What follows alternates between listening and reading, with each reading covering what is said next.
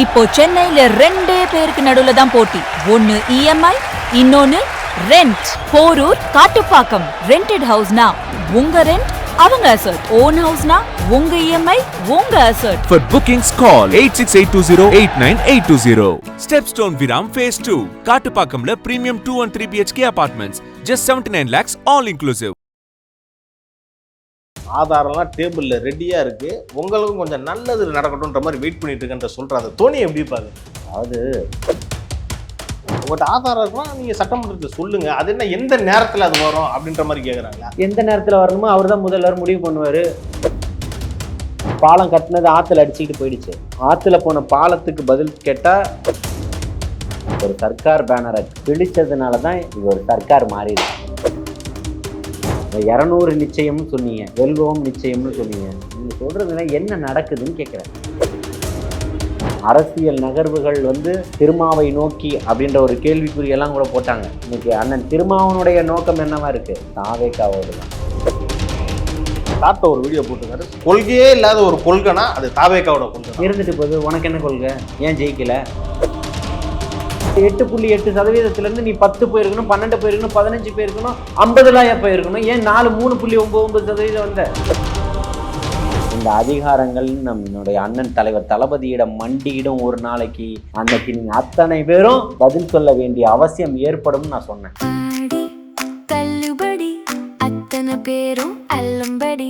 6 முதல் 60% வரை ஆடி தள்ளுபடியுடன் சூப்பர் சரவணா ஸ்டோர்ஸ், சென்னை, மதுரை, கோவை.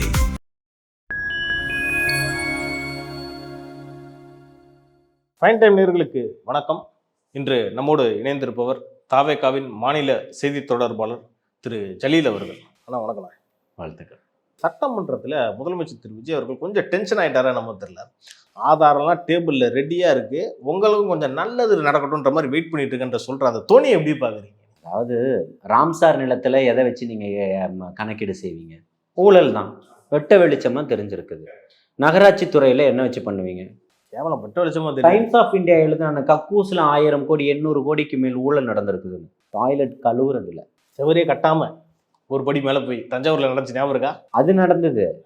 இங்கே மாநகராட்சி பொது கழிவறைகள் இருக்கும், அந்த பொது கழிவறைகளை சுத்தம் செய்வதற்காக ஒரு டெண்டர் 860 கோடி என்னவோ. கரெக்ட். இந்த இதில் ஊழல் அடிக்கக்கூடிய அளவுக்கு ஆள் யார்? இதெல்லாம் திமுக ஆட்சியில் இருக்கக்கூடிய காலகட்டத்தில் வந்த செய்திகள். நான் சொல்லக்கூடியது அத்தனையுமே ரோடே போடாமல் ரோடு போட்டதாக இருக்கணும். ஆமாம், பாலம் கட்டினது ஆற்றுல அடிச்சுக்கிட்டு போயிடுச்சு. ஆற்றுல போன பாலத்துக்கு பதில் கேட்டால் வெள்ளிச்சார் இல்லையா? இன்னைக்கு மக்களுக்கு நீங்கள் பதில் சொல்ல வேண்டிய இடம் இருக்கு. கட்டாயத்துக்கு வந்துட்டாங்க. ஆமாம், அவர் தான் சொல்லிட்டாரு. போகிற போக்கில் ஏதோ சொல்லிட்டு போகிறாருன்னு நினைக்காதீங்க. ஆதாரங்கள் அனைத்துமே இருக்குது. நான் பல தடவை சொல்லியிருக்கேன். இந்த அதிகாரங்கள் நம்மளுடைய அண்ணன் தலைவர் தளபதியிடம் மண்டியிடும் ஒரு நாளைக்கு. அன்னைக்கு நீங்கள் அத்தனை பேரும் பதில் சொல்ல வேண்டிய அவசியம் ஏற்படும் நான் சொன்னேன். மண்டியிட வேண்டிய நேரம் வந்துருச்சா? யாரு? கிட்டத்தட்ட வந்துருச்சா? நெருங்கி. அதிகாரம் இன்னைக்கு யார்கிட்ட இருக்கு? அவர்கிட்ட தான் இருக்கு, அவர்கிட்ட தானே இருக்கு. ஆமாம். அப்போ ஆட்சியும் அதிகாரத்தையும் கொடுத்து அழகு பார்த்துக்கிட்டு இருக்கக்கூடிய அவர் தான் சமூக நீதியோட. கண்டிப்பா. இன்னொரு விஷயம் என்ன சொல்றாங்கன்னா, உங்கள்கிட்ட ஆதாரம் இருக்குன்னா நீங்க சட்டமன்றத்தை சொல்லுங்க, அது என்ன எந்த நேரத்தில் அது வரும் அப்படின்ற மாதிரி கேட்குறாங்களா? எந்த நேரத்தில் வரணுமோ அவர் தான் முதல்வர் முடிவு பண்ணுவார். ஆய்வுகள் நடந்துகிட்டு இருக்குது. நீங்க தப்பு பண்ணிருக்கீங்கன்றது ஆய்வுக்கு உண்மையாயிடுச்சு. இன்னும் ஆய்வுகள் தோண்டப்பட்டுக்கிட்டு இருக்குது. அந்த டேபிள்ல அந்த 3 துறையை பத்தி சொல்லுவேன்னு சொல்லியிருக்கிறாருல்ல. ரைட். ஒழிச்சு மறைச்சு பேசியிருக்கிறாரா? அப்புறம் அப்ப கண்டிப்பா ஒரு நாள் வெடிக்க போகுது. சொல்லுங்கன்னு சொல்றவன் யாருன்னா திமுக அவனை காலி பண்ணணும்னு நினைக்கிறேன். புரியுதா இல்லையா? அப்படி வரைக்கும் அந்த அரசியல் அங்க இருக்கு. அவன் அங்க நின்றுட்டு அதை சொல்லுங்கன்னா அவனை காலி பண்ணிட்டு அந்த இடத்துக்கு வந்துருவான்ல. கரெக்ட். அப்போ உள்ள இருக்கவங்களே காலி பண்றாங்க. ஆனா நேற்று முதலமைச்சர் ஒரு சைடு இருக்கட்டும், புஷ்யானந்த் அவர்கள் என்ன மாதிரி ஒரு ஸ்பீச் கொடுத்தாருன்னா, அந்த சர்க்கார் ஸ்பீச் பாத்தீங்களா நீங்க? இல்ல, நான் திருப்பியும் சொல்றேன். நீங்க ஒரு பேனரை, ஒரு சர்க்கார் பேனரை கிழிச்சதுனால தான் இங்க ஒரு சர்க்கார் மாறிடுது. நல்லா இருக்குது. தமிழ்ல தச்சிடலாம். சூப்பர். ஓகே, தாராளமா வச்சுக்கோங்க. புரியுதுங்களா? அங்க ஒரு சர்க்காருக்கான பேனர்கள் கிழிக்கப்படுது. அந்த சர்க்கார்லன்னும் போதுதான் அந்த சர்க்கார் வீட்டுக்கு அனுப்பப்படுது. புதிய ஒரு சர்க்காரை உருவாக்கக்கூடிய கட்டமைப்பை உருவாக்குறாரு. புதிய சர்க்கார் இன்னைக்கு உருவாயிருக்கு. கரெக்ட் இல்லையா? அப்பேற்பட்ட ஒரு நிலைய அடிமட்டத்துல இருந்து யார் ஒருவனுக்கு நிராகரிக்கப்படுதோ அந்த இடத்துல தான் ஆரம்பிக்கப்படுது இல்லையா? அன்னைக்கு அவருக்கு நிராகரிக்கப்பட்டது. உங்களுடைய அழிவு ஆரம்பமாயிடுச்சு, தொடங்கிருச்சு. ஆமா. இப்போ விதையை அன்னைக்கே போட்டார், அங்கேயே முடிஞ்சிருச்சு, ஆரம்பிச்சிருச்சா? இல்ல அவர் என்ன நினைக்கிறாருன்னா நமக்கு இந்த நிலைன்னா மக்களுக்கு எந்த நிலைன்னு யோசிச்சார். நமக்கே இந்த நிலைமை ரைட்டு, அப்போ மக்களோட உரிமையெல்லாம் அன்னைக்கு அதாவது- என்ன இருந்திருக்கும்? அதாவது எந்த இடத்துலையும் ஊழல் இல்லை, வாங்கக்கூடிய பணத்தை கணக்கு காட்டுறாரு, எல்லாத்தையுமே பே பண்ணுறாரு, வாங்கக்கூடிய பணத்தை கரெக்டாக கணக்கு காட்டுறாரு, எல்லாத்தையுமே வரி முழுமையாக செலுத்துறாரு, இந்தியாவிலேயே 2வது இடத்துல இருக்கிறாரு. அப்பேற்பட்ட இடத்துல இருக்கக்கூடிய நமக்கு இந்த நிலைனா மக்களுடைய சாதாரண மக்களுக்கு என்ன நிலை, சாமானியர்களுக்கு என்ன நிலை அப்படின்றத உணர்றாரு. உணர்ந்ததுனால தான் தலைவனா மாறி இருக்கிறாரு. அவர் தான் இந்த நாட்டினுடைய முதல்வனா வந்திருக்கிறார். நீங்க நிலையை உணரல, மக்களுடைய வேதனையை புரியல உங்களுக்கு. நீங்க இன்னும் ஹைடெக் அரசியல் தான் பண்ணிக்கிட்டு இருக்கிறீங்க, கார்பரேட் அரசியல். ஆமா. கிட்டத்தட்ட அவர் இன்னொரு விஷயம் சொன்னார், அப்போ கூட கிழிக்காம இருந்திருந்தீங்கன்னா நீங்க தான் ஆட்சிக்கு வந்திருப்பீங்கன்னு அதிமுக பார்த்து பேசுறேன். அப்போ கூட திமுக பார்த்து சொல்ல மாட்டாங்க. இல்ல இப்ப இங்க அப்படிதான் நடக்குது, ஒரு தடவை இவங்க ஒரு தடவை அவங்க தானே நடக்குது. அதனால அப்படி இப்படி சொல்றாரா? அதே மாதிரி யூடியூப்லயும் ஒரு விஷயம், ரொம்ப முக்கியமான விஷயம் அதை நான் பாக்குறப்போ, கடந்த ஆட்சிகள் நம்மளே நிறைய விஷயம் பேசியிருக்கோம், மீடியால ஏன் இப்படி பேசுறாங்கன்ட்டு எவ்வளவு வாடகை வாயெல்லாம் பற்றி பேசினாங்க. இன்னைக்கு அதெல்லாம் முறியடிச்சுட்டு இங்க வந்து உட்காந்துட்டு இருக்காரு. இன்னுமாயா நீங்க திருந்தல அப்படின்ற ஒரு மாதிரி ஒரு கேள்வி கேட்டிருக்காரு, பாத்தீங்களா? இப்போ வந்து நான் நிறைய விஷயம் பேசுவேன், என் கூடவே இருக்க பயணிக்க ஆரம்பிச்சிட்டாங்க இன்னைக்கு நிறைய பேர். அதெல்லாம் வந்து பார்த்தீங்கன்னா இன்னைக்கு வந்து அவங்களே என்னடா நம்ம சகோதரனை இப்படி பேசிட்டாருன்னு நினைக்கக்கூடாது, புரியுதுங்களா? நம்ம அன்னையிலேருந்து இன்னைக்கு வரைக்கும் அதே ஸ்டாண்டில் தான் பேசிக்கிட்டு இருக்கோம், மாறலை, புரியுதுங்களா? ஆனால் இன்னைக்கு யாரெல்லாம் எதிர்த்து பேசினாங்களோ இன்னைக்கு அவங்களெல்லாம் அவங்களுடைய நிலை மாற்றிக்கிட்டாங்களா இல்லையா? இன்க்ளூடிங் ஜேர்னலிஸ்ட் மணியன் இல்லையா? சவுக்கினுடைய நிலை என்ன இல்லையா? இந்த அண்டா குண்டா தான் அடகு வச்சதெல்லாம் அப்படி அப்படியே இருக்குது, மீட்ட முடியாம வெளியே போகாத. அதுக்கப்புறம் அது அடகு வச்சுட்டாங்க, ரைட்டு. அது வட்டி மேல வட்டி போட்டுக்கிட்டே போயிட்டே இருப்பாங்க, அதெல்லாம் மீட்ட முடியாது. சேட்டு கடைக்கு போன அண்டாவும் அதுவும் ஒண்ணு. ரைட்ண்ணா. நீங்கள் சவுக்குன்னு நம்ம தான் ஒரு விஷயம் ஞாபகம் வருது. நேற்று ஒரு அலுவலகம் ஓப்பன் பண்ணியிருக்கா, சிம்பு வேற வந்திருக்காப்புல. சிம்பு ஒரு விஷயம் சொல்லியிருக்காரு, நான் அவர் கூட பேசினப்ப, எங்கள் அண்ணன் இப்போ நல்லா தான் ஆட்சி பண்ணிட்டு இருக்காரு, அவரே தொடரட்டுமே அப்படின்ற மாதிரி ஒரு விஷயத்த சொல்லியிருக்காரு. எப்படி பார்க்குறீங்க? இல்லை இப்போ அவர் மீது வந்து எனக்கு திரையுலக வாழ்க்கையில் நான் வந்து அவரை பற்றி கருத்து சொல்கிறதுக்கு நான் திரையுலகத்தை சார்ந்தவன் இல்லை. ஆனால் மெரினா ஜல்லிக்கட்டு போராட்டத்தினப்போ ஒரு ஒரு பிரச்சனையை, அந்த தொடக்கத்தை, அதுக்கு முன்னாடி காவேரியில் நடந்த போராட்டத்துக்கு அன்னைக்கெல்லாம் வந்து சிம்பு வந்து ஆதரவு கொடுத்துருந்தார். மெரினாவில் நடந்த ஜல்லிக்கட்டு போராட்டத்துக்கு ஆதரவு கொடுத்துருந்தாரு. தன்னுடைய வீட்டிலேயே உட்கார்ந்துருந்தாரு,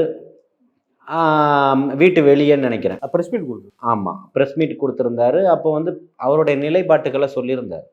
அப்போவும் எப்போ தேவையோ அந்த அந்த இடத்துல தனக்கான ஒரு ஒரு பதிவை வந்து எப்பேற்பட்ட சக்திகள் இருந்தாலும் அந்த இடத்துலலாம் கொஞ்சம் கூட தயங்காமல் தன்னுடைய கருத்துக்களை பதிவு செய்யக்கூடியவர்களை தான் நம்ம வந்து பார்க்குறோம். ஆனால் அவரும் ஒரு சிம்பு அவர்கள் வந்து கொஞ்சம் நான் இதை அகேன்ஸ்டாக பேசுவார் என்னமோ நினச்சேன், முழுக்க முழுக்க விஜய்க்கு ஆதரவாக பேசியிருக்காரு. இல்லை அகெயின்ஸ்டாக பேச வேண்டியது அவருக்கு என்ன இருக்குது சொல்லுங்கள் பார்ப்போம்.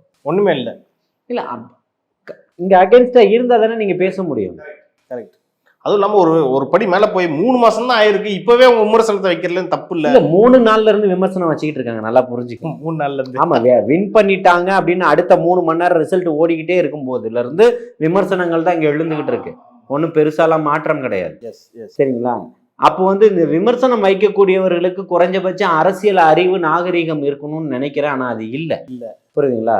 அதனால இங்க விமர்சனங்கள் எழுது, அதுக்கான பதில் சொல்வதற்கு நம்ம தயாரா. ஒரு படி மேலே போயினேன். நீங்க சிம்புவை பத்தி சொன்னீங்க, முந்தானத்துல நினைக்கிறேன், அந்த முரசொலியில கேவலமான ஒரு தலையங்கம் என்னன்னா, த்ரிஷாக்கு எப்படி ஒரு சல்யூட் அடிச்சாரு அப்படின்ற மாதிரி ஒரு கேவலமான ஒரு விஷயத்த சொல்லியிருக்காங்க. ஏன் சல்யூட்ன்றத நான் சாதாரணமா பார்க்கல. இல்லை, நான் இப்பவும் என்ன சொல்றேன், நீங்க வந்து பத்திரிகையை வந்து நீங்க வந்து ஒரு செய்தியை உங்களுடைய தொண்டர்கள்ட்ட எப்படி கொண்டு போய் சேர்க்குறீங்க? நீங்க 1000 கொண்டு வந்தாலும் உங்களை முறியடிக்கிறதுக்கு நம்ம கிட்ட விர்ச்சுவல் வாரியர்ஸ் இருக்கான், இதெல்லாம் தட்டி தூக்கிட்டு போய்கிட்டே இருப்பான். புரியுதுங்களா? நீங்கள் இன்றைக்கும் உட்காந்து இதெல்லாம் எழுதி அதெல்லாம் பதிவாகி நேற்று இன்னைக்கு கொண்டு வந்து சேர்த்துக்கிட்டு இருக்கிறதுக்கு முன்னாடி இதெல்லாம் கடந்து போய்கிட்டு இருக்கான். அவன் இங்கே போயிட்டு இருக்கான், வேற ராக்கெட் ஸ்பீட்ல போயிட்டு 100-120 கிலோமீட்டர் வேகத்தில் போய்கிட்டு இருக்கிறான். நீங்கள் தான் இப்போ தான் 30 கிலோமீட்டர் வேகத்தில் கொண்டு போய் பேப்பர்னு வித்துக்கிட்டு இருக்கிறீங்க இல்லையா? ஆனால் அது என்ன சொல்ல வராங்கன்னா, சாவேக்கால அடுத்த பவர் சென்டரா த்ரிஷா தான் வர போறாங்களாம். இப்போ நான் என்ன சொல்கிறேன், நீங்கள் எல்லாமே சொன்னீங்க 200க்கு 200ன்னு, 210 வெல்வம்னு சொன்னீங்க இல்லையா? 200 நிச்சயம்னு சொன்னீங்க, வெல்வம் நிச்சயம்னு சொன்னீங்க. நீங்கள் சொல்கிறதுல என்ன நடக்குதுன்னு கேட்குறேன்.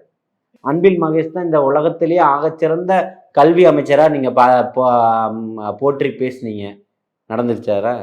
மாசு வந்து அப்படியே மிகப்பெரிய ஒரு மருத்துவத்துறையில அப்படி எங்க வாக்கிங் போகும்போதெல்லாம் விடாம என்னப்பா ஆச்சு, அங்க இதாச்சு இங்க இதாச்சு, அந்த படத்தை பார்த்துட்டியா, ரிவ்யூ போட்டியா, எப்படி இருந்தது, எல்லாத்துக்கும் அப்டேட் கொடுத்துக்கிட்டு இருந்தாரு. இன்னைக்கு என்னாச்சு? ஆளையே காணோம். சொந்த தொகுதியில தோத்து போயிருக்கிறீங்க. அதான் அந்த எம்எல்ஏ கூட சொன்ன மாசு இல்லாத சைதாப்பேட்டை அப்படின்ற வாக்கியத்தை சொல்லிட்டு போனாருண்ணா, அந்த அருள் பிரகாசம் நினைக்கிறேன் எம்எல்ஏ. மாசு இல்லாத சைதாப்பேட்டை, மாசு பொல்யூஷன். என்னுடைய நண்பன் தான் திரு அருள் பிரகாசம். நான் அவர் எல்லாம் நெருங்கிய நண்பர்கள் தான்.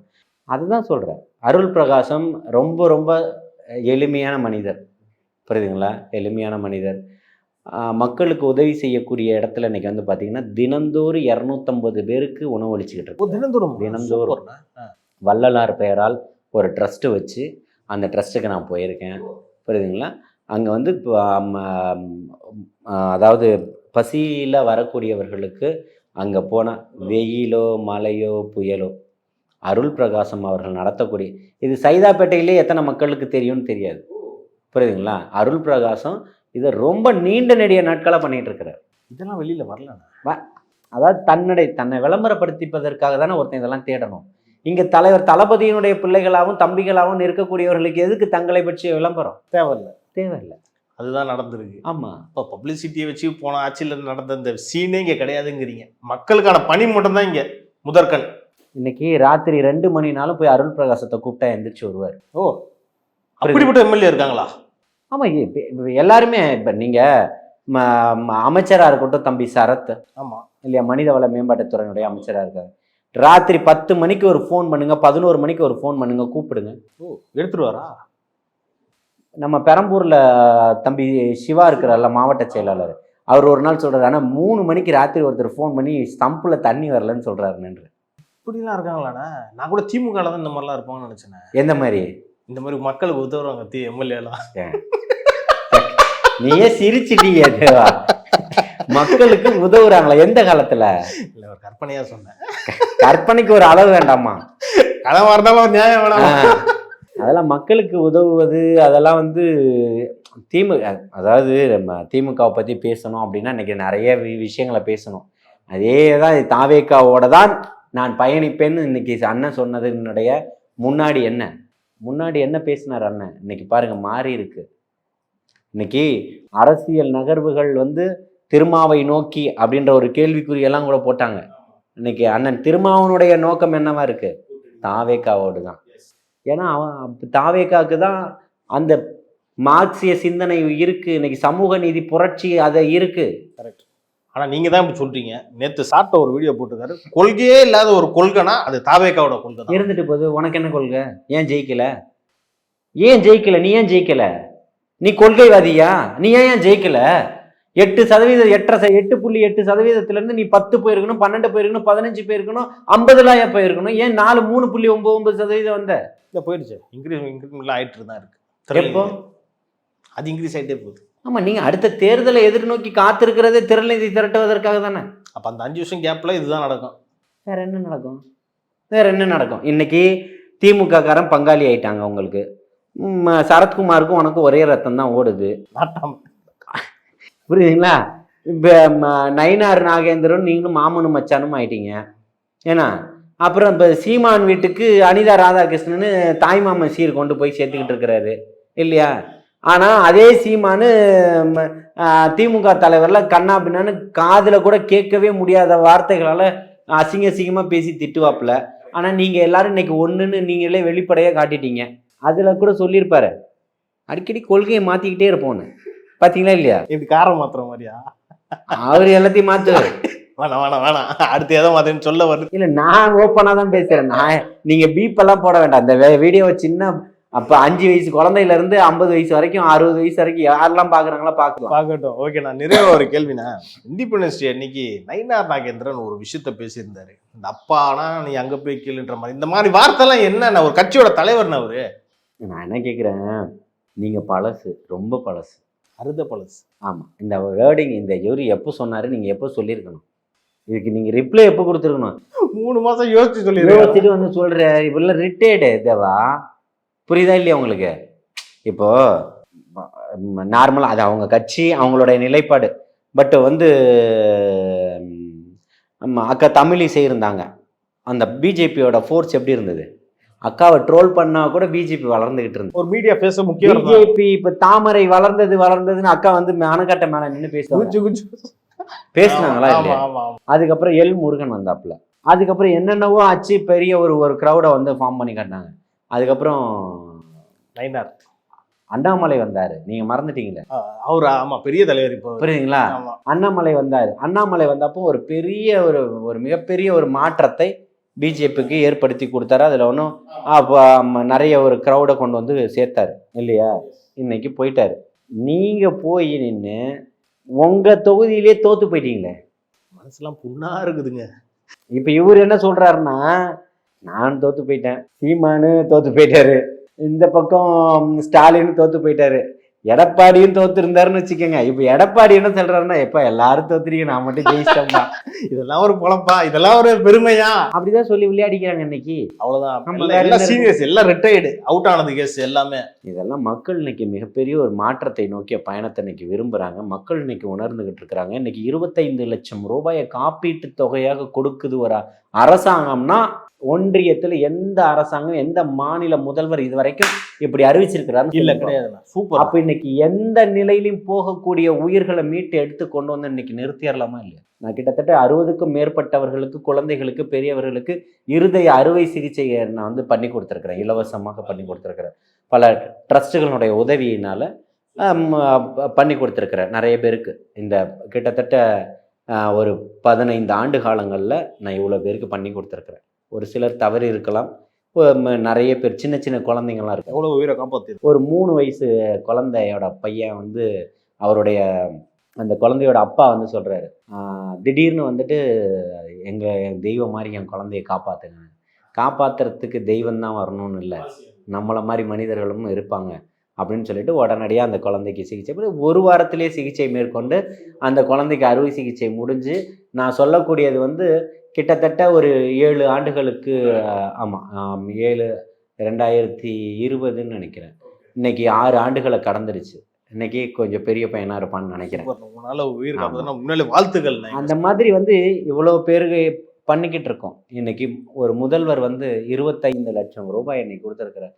எத்தனை இப்போ வியாதிகளுக்கு இன்னைக்கு பெரிய பெரிய இன்னைக்கு தனியார் மருத்துவமனையில பார்த்துட்டு போயிடுவாங்க. ஆமா, அதை காப்பீட்டு வச்சுட்டு பார்த்துட்டு போயிடுவாங்க. இருக்காங்க. இன்னைக்கு ஒரு அக்கா பேட்டி கொடுக்குது, என்ன சொன்னாங்க? இனி எல்லாம் முதல்வருன்னுவாங்க, ஸ்டாலின் வாங்க, கலைஞருடைய பையனுவாங்க, உதயநிதி அப்பான்னுவாங்க. ஆனா இவர் எங்க மாமான்னு சொல்றோமே, எங்க புள்ளன்னு சொல்றாங்களே, இந்த உரிமையை கொடுத்தது அவரு தானேன்றாரு. மனசார சொல்றாங்கண்ணா, வாஞ்சியா சொல்றாங்கண்ணா. இல்ல, அதுதான் அது எங்க இருந்து வரணும் தேவா? மனசுல இருந்து வரணும், ஆத்மார்த்தமாக வரக்கூடிய வார்த்தைகள். நல்ல வார்த்தை, கரெக்டா சொன்னீங்க இல்லையா? அங்க இருந்து வருது. அதுவும் ஒரு பார்ட்டி மாநிலத்து சட்டமன்றத்துக்கு போயிட்டு வந்துட்டு அவ்வளவு சந்தோஷமா சொல்றாங்கண்ணா. இது மாதிரி ஸ்டாலினுக்கோ எடப்பாடிக்கோ நான் பார்த்ததே கிடையாதுண்ணா. உண்மையில ரொம்ப பார்க்க நல்லா இருந்துச்சு. இதெல்லாம் பெரிய மாற்றம். இதெல்லாம் இன்னைக்கு நிறைய பேர் தங்களுடைய தேவைகளுக்காக வராங்க. அவங்களுடைய தேவைகள் என்னவோ, அவங்களுடைய பிரச்சனைகள் என்னவோ, அதற்கான தீர்வு கிடைச்சதுன்னு இன்னைக்கு நிறைய பார்க்க முடியுது. புரியுதுங்களா? எத்தனை பேர் இதுக்கு முன்னாடி சட்டமன்றத்துக்கு போய் இந்த கூட்டம் தலைமைச் செயலகத்துக்குள்ளேயே போயிருப்பாங்கன்றது தெரியாது. அது இன்ட்ரெஸ்ட் ஃபர்ஸ்ட் வராது, அது இன்னைக்கு வந்திருக்கு. எல்லாத்துக்குமே அது வந்து ஏதோ ஒரு ஒதுக்கப்பட்ட ஒரு குறிப்பிட்ட பிரிவினர்களுக்கானது போல இருக்குது, இது நமக்கெல்லாம் இல்லாதது போல இருக்குன்றதெல்லாம் இன்னைக்கு அவங்களுக்கெல்லாம் அங்கே இடம் இல்லை, நமக்கானது மட்டும்தான். ஐயா கார் கூட இல்லை, நீங்க பார்த்து செய்யுங்க அப்படின்னு சொல்லக்கூடிய அளவுக்கு நான் வந்து கேலியாக கிண்டலாக பதிவு செய்யலை. அப்பேற்பட்டவர்கள் தான் இன்னைக்கு சட்டமன்றத்தில் உட்காந்து இருக்கிறாங்க. ஓகேண்ணா, பல கேள்விகளுக்கு நீங்க சிறப்பாக பதில் சொன்னீங்க. உங்க நேரத்துக்கும் கருத்துக்கும் நன்றி. நன்றி, வாழ்த்துக்கள்.